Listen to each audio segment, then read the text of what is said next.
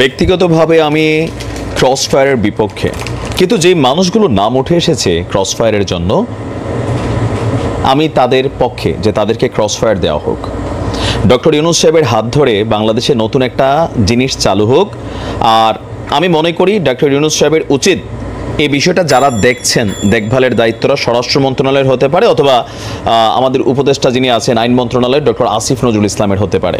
তো যেহেতু তারাই ওনার হেল্পিং হ্যান্ডস, অথবা কি বলা হয় যে আমরা যদি ধরতে পারি যে তারাই ফোর্স হিসেবে কাজ করছে, সো আমি সহ সারা বাংলাদেশের মানুষ আজকে দলমত নির্বিশেষে এই 6 জনের ক্রসফায়ারের জন্য আমরা দাবি জানাচ্ছি, এবং আশা করি যেহেতু তারা জাতির কথা শোনে, তারা এই ক্রসফায়ারটা কার্যকর করবে। একটা নতুন ইতিহাস তৈরি করতে চাই আমরা এই ভালো একটা সময় দিয়া, ভালো সরকারের মধ্যে দিয়া। সারা বাংলাদেশে এই মুহূর্তে বন্যার জন্য রাস্তার ফকির মিসকিন সবাই, বড়লোক ধনী যার যা আছে, সহযোগিতা করতেছে বানভাসী মানুষগুলোর জন্য। কিন্তু কুমিল্লার তিতাসে যেই ঘটনা ঘটিয়েছে, সেই ঘটনায় অভিযুক্ত 6 জনের এই ঘটনা মানে কেমনে ভাই প্রকাশ করি, তারপরে করছি। কুমিল্লার তিতাসে ত্রাণ দেওয়ার কথা বলে 35 বছর এক মানসিক প্রতিবন্ধী নারীকে, 35 বছর বয়স ওনার, ত্রাণ দেওয়ার কথা বলে 35 বছর বয়সী এক মানসিক প্রতিবন্ধী নারীকে গণধর্ষণ করা হয়েছে। চিন্তা করতে পারেন? দ্যাটস বাংলাদেশ। আজকে আমি মনে করি যে এদের ক্রসফায়ার দিয়া ইতিহাস তৈরি করতে হবে। নো কোর্ট, নো কাচারি, নো অ্যাডভোকেট, কোনো কিছুর দরকার নাই, শেষ করে দেন।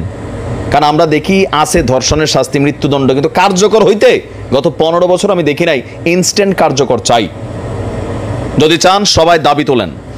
এই ঘটনাটা ঘটছে কোথায়, যারা ওই এলাকার আছেন জানাবেন।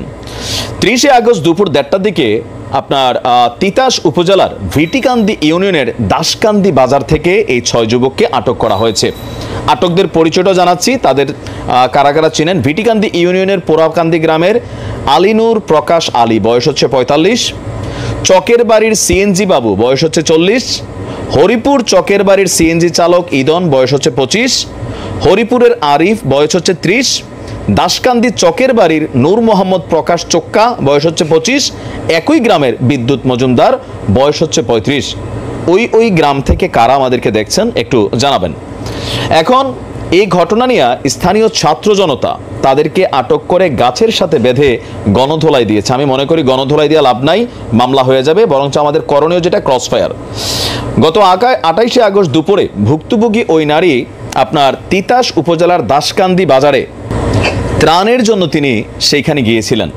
সেই সময় সিএনজি বাবু নামক এক যুবক ওই নারীকে ত্রাণ দেওয়ার কথা বলে দাসকান্দি বাজারের আলিনুর আলীর দোকানে বসিয়ে রাখে, এবং তারা এখানে টাইম পাস করে। যখন সন্ধ্যা ঘনিয়ে আসে তখন অভিযুক্তরা একত্রিত হয়ে ওই দোকানের মধ্যে এই প্রতিবন্ধী নারীটাকে ধর্ষণ করে।